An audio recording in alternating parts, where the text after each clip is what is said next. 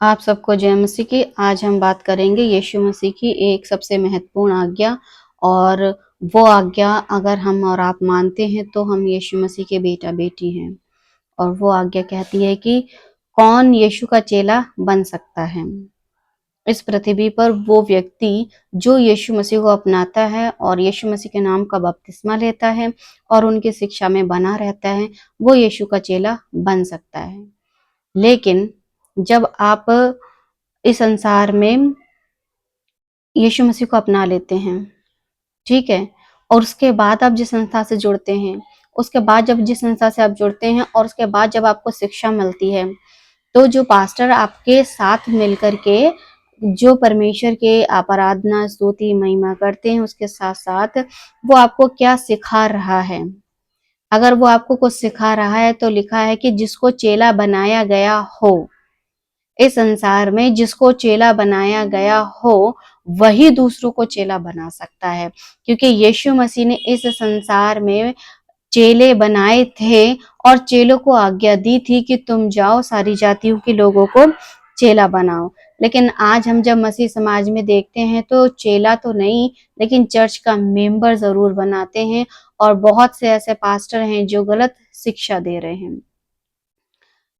लिखा है कि क्या आपका पास्टर आपको चेला बना रहा है, आपको बाइबल वचन से सही शिक्षा या फिर भ्रम की शिक्षा दे रहा है।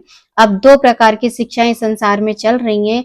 एक तो चलती है बाइबल की सही शिक्षा और दूसरी है भ्रम की शिक्षा। जो सही शिक्षा देगा वो आपको कभी नहीं कहेगा मेरे पीछे चलो या मेरे चर्च में आओ या मुझसे सीखो या मुझसे प्रार्थना कराओ या मुझको दशवांश दो।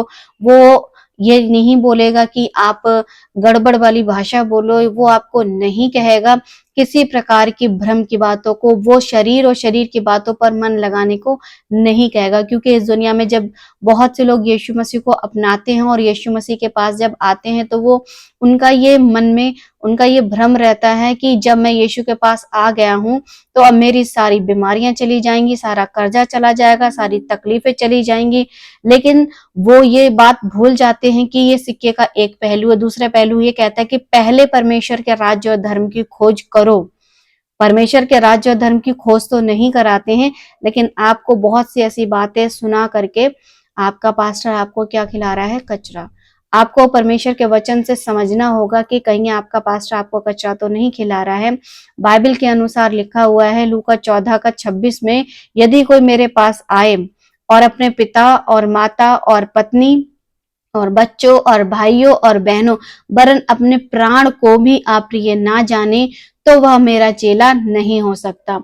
आपके संसार के बहुत सारे रिश्तों के साथ साथ आपका खुद का प्राण, अगर आप उसको अपना अपना कह रहे हो और उसी के खातिर आप परमेश्वर के पास आए हो कि मेरा भाई ठीक हो जाए, मेरी बहन ठीक हो जाए, मेरे बच्चे ठीक हो जाए, मेरी जो पत्नी है वो ठीक हो जाए, या फिर मेरा पति है उसकी दारू छूट जाए, या फिर बहुत सारी ऐसी बातें, अगर ये सब कुछ लेकर के आप यीशु के पास आए हो तो याद रखो कि यदि आप उसके राज्य और धर्म की खोज पहले नहीं करते हो तो यीशु खुद कह देते हैं कि वो मेरा चेला नहीं हो सकता, क्योंकि आपको ये सारे रिश्ते अलग और यीशु के साथ आपको अपना रिश्ता अलग रखना होगा। क्योंकि ये सब अगर आपके लिए प्रिय हैं तो फिर यीशु अप्रिय है, और अगर यीशु को आपने प्रिय जाना है तो ये सारे ही रिश्ते आपके लिए मायने नहीं रखेंगे, ना तो आपका खुद का शरीर और खुद की शरीर की तकलीफें या बीमारियां।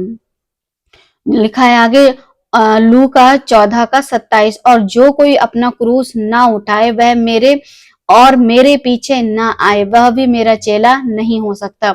तो यीशु मसीह ने चेला बनाने के लिए कहा था, लेकिन साथ साथ कुछ कंडीशंस रखी हैं कि आपको क्या करना है। अपना क्रूस मतलब, अपना क्रूस का मतलब है कि आपकी तकलीफें, बीमारी, समस्याएं, परेशानियां जो आपको लगता है कि बहुत ज्यादा है, लेकिन साथ ही साथ आप जिस समाज से निकल कर आए हो यीशु मसीह के पास, क्या वही बातें, क्या वही रिचुअल्स या फिर वही फेस्टिवल या फिर वही रहन सहन या वही समाज के जो भी त्योहार मनाए जाते हैं, जो भी कुछ वो लोग करते हैं, क्या आप वो सब छोड़ करके आए हो, या फिर आप मसीह में आने के बाद भी बहुत सारे लोग आज भी यीशु को कम और जो क्रिश्चियंस मसीही में जो त्योहार यानी रिचुअल जैसे यीशु का जन्मदिन है और गुड फ्राइडे, ईस्टर, मतलब इन बातों में वो त्योहार छोड़ करके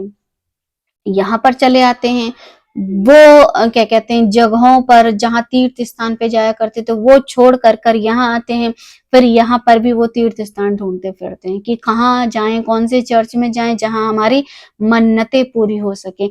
इस तरीके से आप क्या है, पिछला जो जीवन आपका जिस भी ईश्वर की आराधना में था, उसके बाद जब आप मसीह में आते हो तब भी आप वही सारी चीजें वापस लेकर के अगर यीशु में चल रहे हो। तो जितने लोग ये कहते हैं, जितने पास्टर ये सिखाते हैं कि हम आपको यरूशलेम ले जाएंगे, हम आपको यहाँ दर्शन कराएंगे, हम आपको वहां दर्शन कराएंगे, वहां की प्रार्थना, वहां की मतलब जो परमेश्वर खुद इस बात को कहता है कि जहां 2 या 3 मेरे नाम से इकट्ठा होते हैं उनके बीच में मैं हाजिर होता हूँ। और अगर ऐसी बातें जो आपका पास्टर नहीं सिखा रहा है, वो आपको चेला नहीं बना रहा है, जो आपको बोलता है कि चलो हम वहां दर्शन के लिए चलेंगे, यरूशलेम जाएंगे क्योंकि यीशु वहां पैदा, तरह तरह की बातें हैं, तरह तरह की संस्थाएं हैं और तरह तरह से वो आपको क्या है, रिचुअल्स बनाना, रिचुअल्स आप किस तरीके से मना रहे हो, आप किस तरीके से दर्शन के लिए कि कहाँ प्रभु मिल सकता है, जबकि बाइबल के अनुसार यीशु मसीह खुद इस पृथ्वी पर मनुष्य होकर के आए और मनुष्यों के बीच में डेरा किया। और वो नहीं चाहते हैं कि हम कोई भी भारी क्रूस उठाएं, ऐसा क्रूस उठाएं जो कि हल्का है। लूका 14 का 28 बताता, तुम में से कौन है कि गढ़ बनाना चाहता हो और पहले बैठकर खर्च ना जोड़े कि पूरा करने की सामर्थ्य मेरे पास है कि नहीं।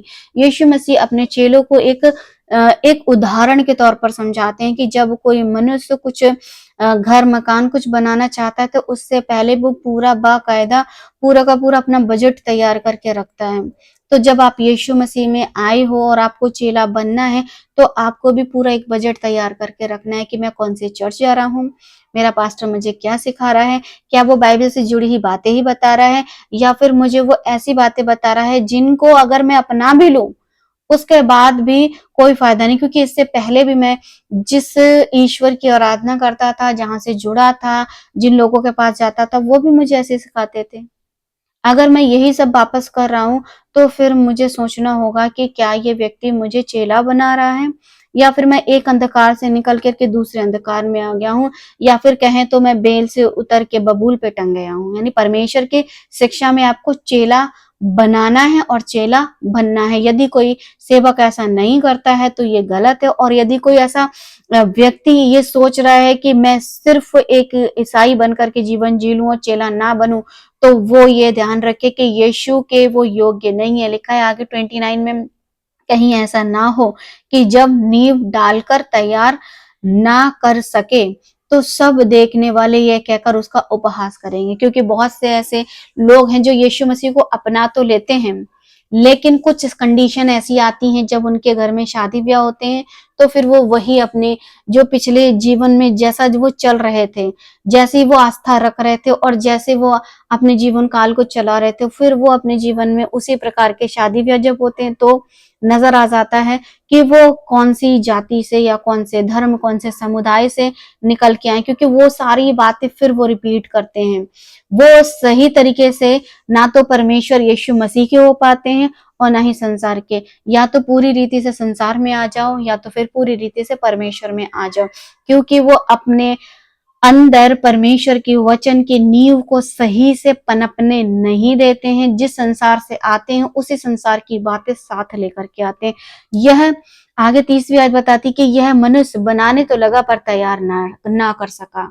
बहुत से ऐसे फिर उसी जाति और समुदाय के निकले हुए लोग बोलते हैं कि अरे तुम तो यीशु को अपना लिए थे, अब वापस क्यों वापस आ गए हो। तो फिर वो उनका जवाब ये होता है कि वहां पर हमारी प्रार्थनाएं नहीं सुनी गई, या फिर हमको वहां पे सेटिस्फेक्शन नहीं था, या फिर हमारी जो भी प्रार्थनाएं थी बस हमको भ्रम की लगती थी। मतलब यीशु मसीह में आगे बढ़ने से पहले आपको सोचना होगा कि क्या जिस ईश्वर की मैं आराधना कर रहा हूँ उसके साथ मेरा रिश्ता हो तो कैसा हो। यीशु बताते प्राण देने तक विश्वासी रहने का रिश्ता, ना कि जब मेरी प्रार्थना सुनी जा रही है तब तक का रिश्ता, और प्रार्थना ना सुनी जाए तो फिर मैं दुनिया, संसार और समाज में फिर वापस चला जाऊं। मत्ती 11 का 15 बताता है जिसके सुनने के कान हो वो सुन ले। यीशु मसीह लगातार प्रकाशित वाक्य में 7 कलीसियाओं को बराबर बोलते हैं, जिनके सुनने के कान हो वो सुन ले। और यहाँ पर भी यीशु मसीह अपने चेलों को बताते हैं कि जिसके सुनने के कान हो वो सुन ले, क्योंकि परमेश्वर का राज मजाक नहीं है। चेला बनना कोई मजाक नहीं है और चेला बनाना भी कोई मजाक नहीं है। इन बातों को आपको समझना होगा, क्योंकि जिस काम को यीशु मसीह ने इस पृथ्वी पर आके किया है तो वो बहुत ही महत्वपूर्ण काम है। जब कोई मनुष्य पूरी रीति से चेला बन जाता है तो फिर वो ऐसी भूमि बन जाता है जो उपजाऊ है। लिखा है लूका 8:8, और कुछ अच्छी भूमि पर गिरा। जब कोई मनुष्य यीशु मसीह का सही चेला बन जाता है तो उसका जीवन एक अच्छी भूमि बन जाती है। लिखा है आगे, और उगकर 100 गुना फल लाया। फिर उसके अंदर कहीं भी ये बात नहीं रह जाती कि क्या मेरा परमेश्वर मेरी प्रार्थना सुनेगा, क्या मैं स्वर्ग जाऊंगा, क्या मेरे बच्चों का कुछ होगा, क्या मेरे जीवन, मतलब उसके जीवन में किसी प्रकार की शंका नहीं रह जाती। वो ये जानता है कि जब मैंने यीशु को अपनाया है तो परिस्थितियां कितनी ही विपरीत क्यों ना हो, लेकिन मेरा जीवन परमेश्वर के वचन के अनुसार ही चलेगा। आगे लिखा है, यह कहकर उसने ऊंचे शब्द से कहा। ये बात यीशु मसीह कह रहे हैं कि यह कहकर उसने ऊंचे शब्द से कहा, जिसके सुनने के कान हो वह सुन ले। क्योंकि जब कोई भी बीज अगर किसी के जीवन में गिरता है परमेश्वर के वचन का, और अगर वो फलवंत नहीं होता है, तो आज तक बहुत सारे लोग यीशु मसीह में आ तो जाते हैं, ना तो चेला बनते हैं और ना ही चेला बनाते हैं। आपको समझना है, यीशु मसीह की शिक्षा में सबसे महत्वपूर्ण है चेला बनो और चेला बनाओ, क्योंकि कोई भी अपने आप में परिपक्व नहीं है। यीशु मसीह की शिक्षा में रहकर ही हम काम कर सकते हैं। यीशु मसीह की शिक्षा से अलग होकर हम कुछ भी नहीं कर सकते हैं।